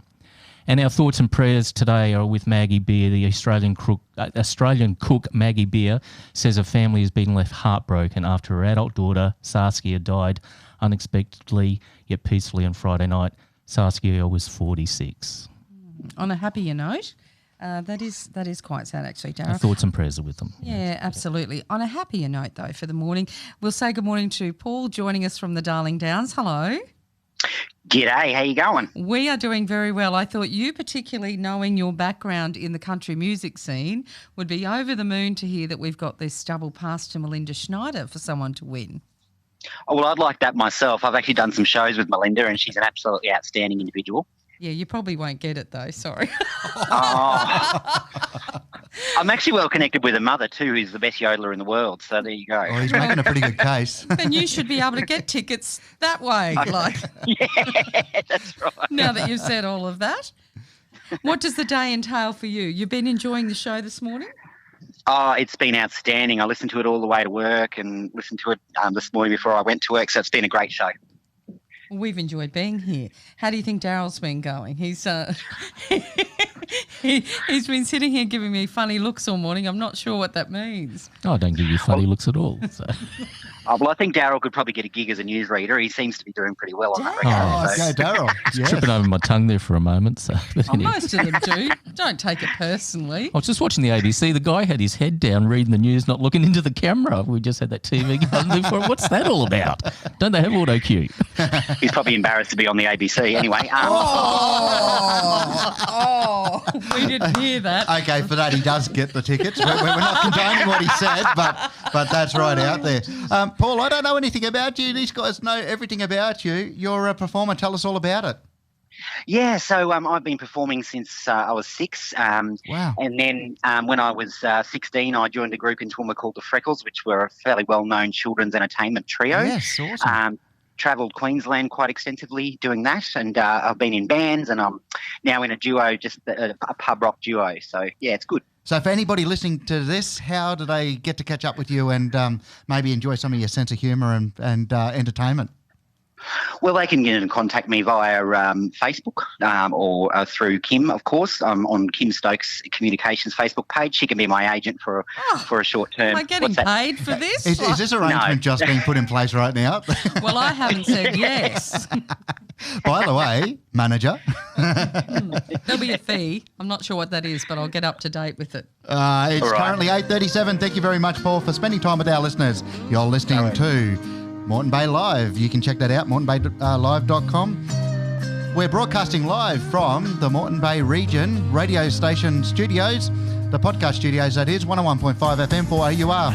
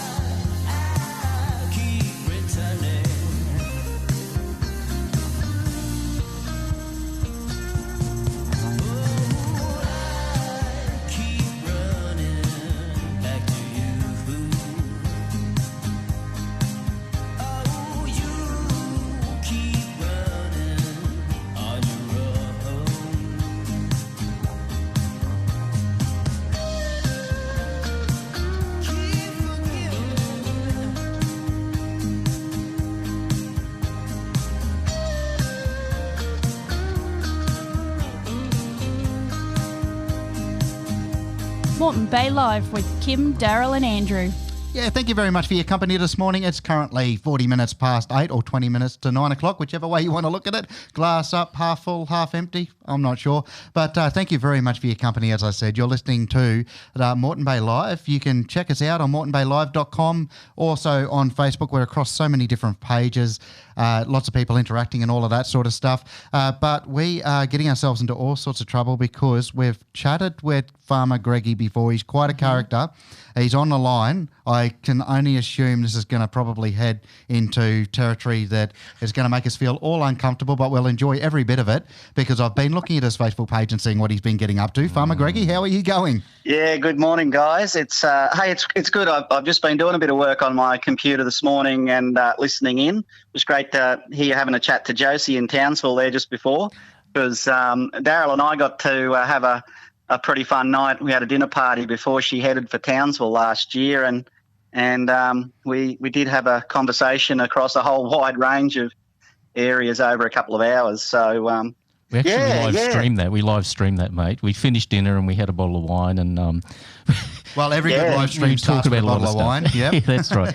And Josie just sent me a text message. One thing she forgot, which you and Jody would love, the buffet at the casino is absolutely amazing, apparently. So got to get up there and check that out. Townsville is one of those fantastic places. Farmer Greggy, you're out the Bow Desert, Scenic Rim sort of area, aren't you? Yeah. Look, it's been crazy times, Andrew, like we've seen in the last 3, 4, 5, 6 months, I guess, the extremes that Australian weather can throw at you. And we've literally just coming out of the worst drought that any of the old timers have seen in our area and the fires. I know the fires just went crazy over the last couple of months, but here in the Scenic Rim and probably happened down around Tenterfield at the same time. We had severe fires in September and a lot of houses were lost and properties evacuated, and now we're seeing the craziest rainfall. We've actually had more than half our annual rainfall average in less than a month since it started falling in January. Wow! And for the whole of 2019, we only had about a third of our average annual rainfall. So, literally from famine to feast, I guess you could say, for the cows on our farm. Yeah, speaking of cows, Farmer Greggy, you and I haven't interacted before, so hello, I'm Kim. G'day, Kim. I was watching with interest recently. Now, first of all, before I ask you this question, I just want to remind you we are live with no delay, so bear that in mind with your answer if you would. That's my favourite chats to have, the live ones. Thank you. Don't be inspired by that, okay? But of course, you can understand there's been quite a lot of interest in your Facebook page when you had a little bit of a post there with regard to the Oscars. And you were very passionate about that. Can you share what you can that we can speak of this morning about why you were so moved to write such look, that post was full of expression and it was probably, I would suggest from your point of view, as honest as you could be. Yeah, well, I guess anyone that's met me probably knows I'm a fairly expressive person and, I like to think that I have a humorous side to me. Not everybody sees the funny side of the things that I comment on, and I don't take it lightly that these days, I do have a platform and a responsibility in the social media space. So I do give a lot of thought to anything I share. But I guess in what we've seen in Australia in the last couple of years, we've seen farm invasions and we've started to see a sector of community impose their will on people who feel differently. And I'm guilty of poking the bear. Yes, I'm happy to stir the pot and get a few nibbles from the vegan community because what they're doing and the way they're going about it is actually against all the principles that we aspire to as humans. And, we talk a lot about online bullying today and we talk a lot about depression and mental health. And I've battled depression. I know only too well what it's like. I've had a couple of relapses and we are teaching our kids it's not okay to bully. Well, you can look back. Anyone wants to check out the Farmer Greggy Facebook page and scroll through a few comments because I did have over 2,000 comments in a couple of days on a couple of posts I did last week. And their personal attacks on complete strangers is just something I've never seen before. And I have been, I've been subjected to it for 5 years now as a dairy farmer. And I just question, hey, I'm a 50-year-old man. I'm pretty happy with who I am and how I got to be where I am today. And nothing people are throwing at me is hurting me. Like, it's just not. But what about our kids who are being guilted and shamed into their food choices? And there's a lot of body image shaming going on from that community, and it's very sad to me. So, of course, I try and inject a bit of humour to lighten the mood, but it's a very serious issue, and I think there's a very ugly aspect to what has been going on. And in a lot of ways, as I said in that post, I'm kind of cheering them on. They're doing all the heavy lifting for me when they are treating people with such disrespect. Farmer Greggy, with that response that you had regarding Joaquin Phoenix Oscar speech, what were you hoping that you might have achieved with the reply that you put on your Facebook page? Look, I knew there was going to be a very mixed response, and it always takes a little while for the vegan community to rally the troops and start launching their attacks. So it was really nice last night. I just got a whole heap of love from all of the Farmer Greggy supporters, and I enjoyed that while it lasted. I knew that when I woke up this morning there'd be a whole bunch of other comments that didn't really appreciate my thoughts and opinions. But my motivation in sharing in that space is not targeted at the people who have already been indoctrinated into the cult. And I'm sorry to any vegans out there that are peaceful, loving people, but veganism has become a cult. And the people I'm actually targeting are the fence sitters who are thinking about going that path. Farmer Greggy, for our listeners that haven't come across you before, haven't seen your Facebook page, your farm is different. Can you tell us about that, just to give some context for the listener to understand? Yeah, look, we have a robotic dairy farm. We have been milking cows on our property since 1935, and it's a voluntary milking system. Our cows actually move around the farm voluntarily. We, of course, we rear our future heifer calf replacements. Yes, there's some things that have to happen in the production of milk. We have to remove the calves from their mothers after they're born. We need to feed them the right amount of milk and take good care of them and keep them healthy. We can't leave calves on the modern dairy cow because she's capable of producing 50 and 60 litres of milk per day. So she needs to be milked 2 or 3 times a day. One calf can only drink 5 to 10 litres of milk per day. So we're actually looking after the health of the adult cattle and the young calves by separating them and feeding them. We've been offering tours. I get hit up a lot for being transparent and telling the truth about what happens on a modern dairy farm. I've personally hosted, and I've got to go soon, guys, because I've actually got a busload of grade 10 students coming from Ormiston College for a tour this morning. Yep. I've hosted 1,500 tours on our dairy farm over the last 7 years. We've seen nearly 100,000 visitors from around the world, and people are telling me I need to be transparent. We actually have a lot of people coming to our farm that were unsure about dairy because they've read and seen so much on the internet, probably just like Joaquin Phoenix has. But when they come here and see what happens and I explain why it happens, they go away from here and they want to support For Real Milk. And For Real Milk is the company we built. We actually bottle our own milk on site on the farm now and distribute it to 400 retail outlets around southeast Queensland. It was really good to see your video of harvesting the hay there the other day, and it looks so green there now compared to when Andrew and I first talked to you a few months back. Things were really quite severe. Yeah, Daryl, and we literally didn't know where the next mouthful of feed was coming from for our cows. Mm-hmm. In January, as that rain started falling, our hay sheds were empty, and we were actually unloading B-doubles of hay that we'd bought from South Australia because we couldn't source any local feed for our cows. And we've, this rain in the last month has meant now we've got hay to cut everywhere and abundant grazing for the cows. Excellent. So it's definitely lifted the spirits of the farmers Farmer in this Greg, area. just before we let you go, because we know that you're in a real hurry, but the Scenic Rim, it's known for being quite a beautiful and diverse area. We've been talking about a lot of tourism this morning and how it's been affected by a range of things, whether it be drought, floods, fires, now the coronavirus as well. Mate, for somebody that's thinking about, doing a bit of a road trip, or maybe they're even thinking about a holiday overseas, what would you say to them? Yeah, look, it's kind of humbling. As I said, we've had so many visitors, and feedback from the visitors that come for the tour experience many of them have told me, wow, that was the best tour experience that I've been to.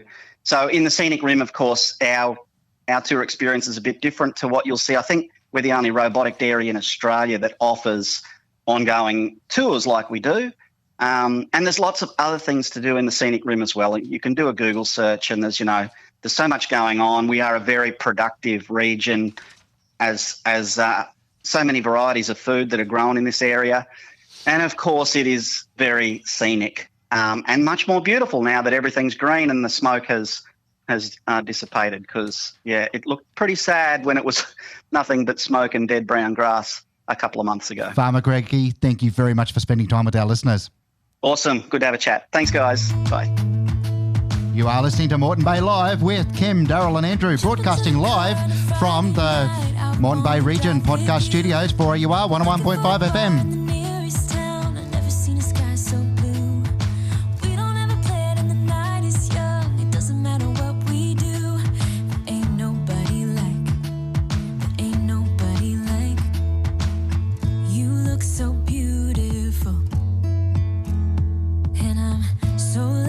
To be yours, and you're taking me high. Ain't nobody like you. I'm not coming down. Ain't nobody like you. I could go 1,000 miles as long as I'm with you. Yeah, you're taking me high. Ain't nobody like you. Talking about yourself. You make me smile. I can listen all night long. I tell you about the time when I first met you, listening to a favorite song. Walking on the street when you caught my eye. Something about the way you move. No, there ain't nobody like. There ain't nobody like. So lucky to be yours. And you're taking me high. Ain't nobody like you. I'm not coming down. Ain't nobody like you. I could go 1,000 miles as long as I'm with you. Yeah, you're taking me high. Ain't nobody like you. Ain't nobody like you. Ain't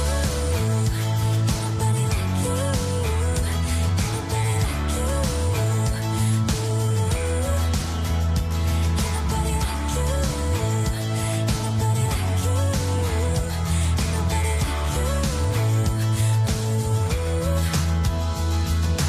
Jump into the car on a Friday night. I wanna drive with you. Looking for a bar in the nearest town. I've never seen a sky so blue. And you're taking me high. Ain't nobody like you. I'm not coming down. Ain't nobody like you. I could go 1,000 miles as long as I'm with you. Yeah, you're taking me high. Ain't nobody like you. Ain't nobody like you.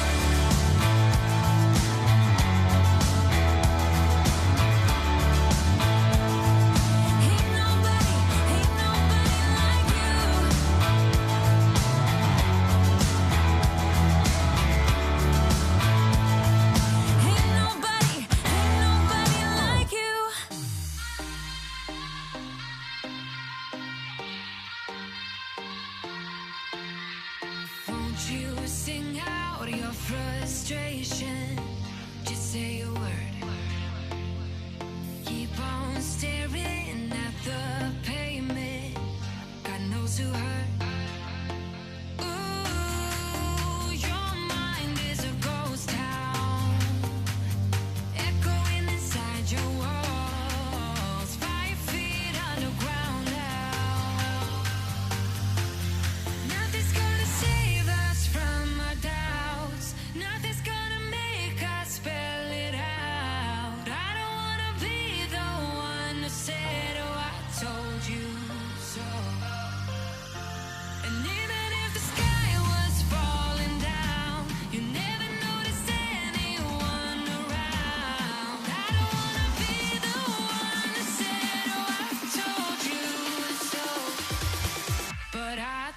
told you so.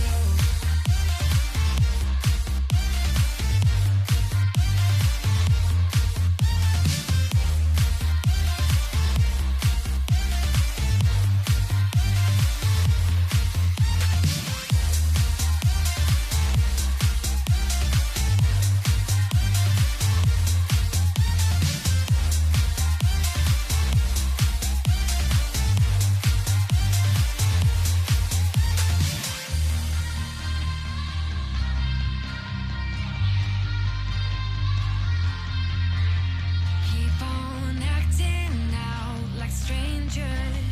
Scream out loud. I will go if nothing changes. So change your heart. Ooh, your mind is a ghost town, echoing inside your walls. 5 feet underground now. Nothing's gonna save us from our doubts. Nothing's gonna make us spell it out. I don't wanna be the one who said, oh, I told you so. But I told you so.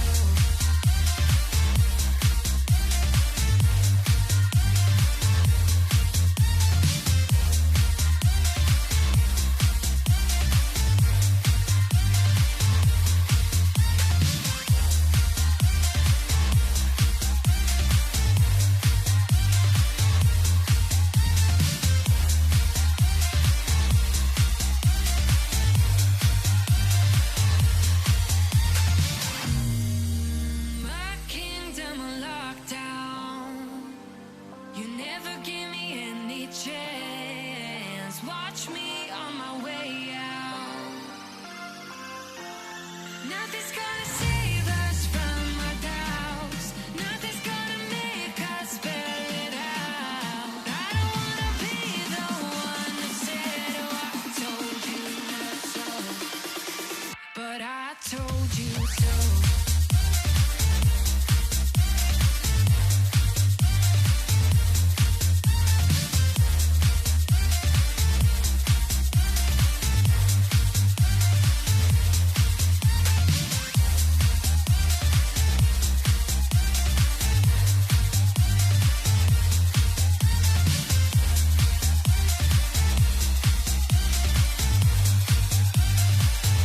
Moreton Bay Live with Kim, Daryl and Andrew. Yeah, thank you very much for your company. This is our first show, of course. It's been a whole lot of fun. The Moreton Bay Live with Kim, Daryl and Andrew. Kim, Daryl, what do you think?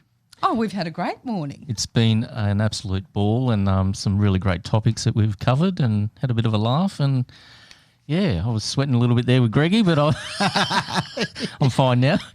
We gave him the heads up that, you know, there were certain things that potentially might have been inspired to say, but he couldn't. Yeah, it's like he was revelling in it.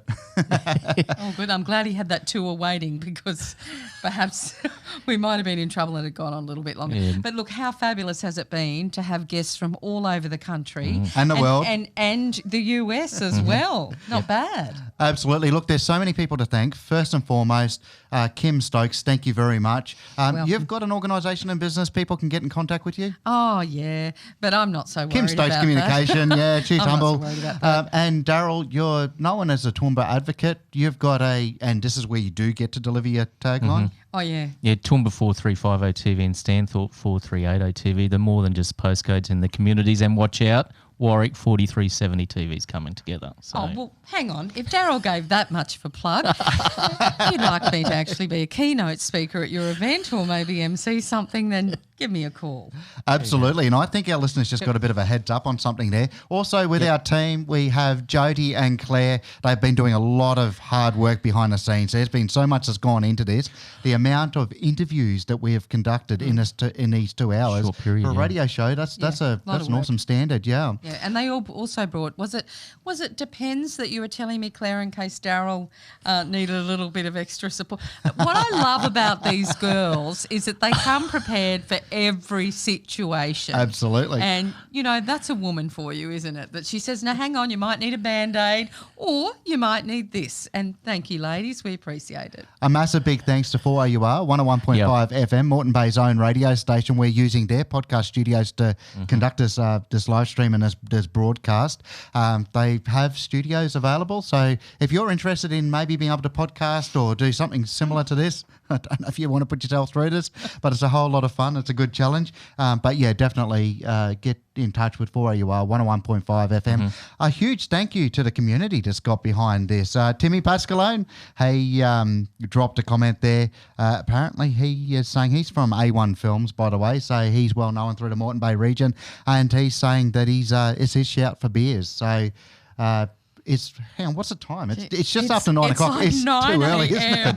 Somewhere in the world, it's at least that's 5 exactly or 6. right. It's 10 o'clock in New South Wales, so Daryl. So that's a little bit better. That's also, right, people like Mark Perkins, local, been around through the Caboolture region for, years and years. He's working out at the Caboolture Showgrounds. He looks after the place out there, keeps it beautiful and that. Caboolture Showgrounds, you can hire parts of it out, and there's heaps of events that happen out there. The Saturday market, Sunday markets. Every Sunday, there's food and all sorts of entertainment out there. So there's been a lot of people that have got behind this, and of course, those people that have given up their time to, do an interview with us on our very, very first show. Great. And thank you to Melinda Schneider for giving us the double pass that we're going to give away to someone to go to one of her shows. That was very generous. We'll announce that online. Well, I think that's just about it for us. Is that right? Yeah, look, I want to thank the people. I've got a few more here. Bron Lana, and she's got a page called The Select Few. She's been sharing that across today as well, so appreciate that, Bron. Really do appreciate it. Good. Yeah. All of our friends and family as well. They're always behind us and supporting us in all we do. They never get a mention though, do they? Like really? We go, yeah. I like to thank my mum and dad, God. And see, this is the thing. We never discussed how we're going to sign off. No, that's well, right, I we think haven't. we just say goodbye, have a great day, and until next time, hooroo. Bye for now.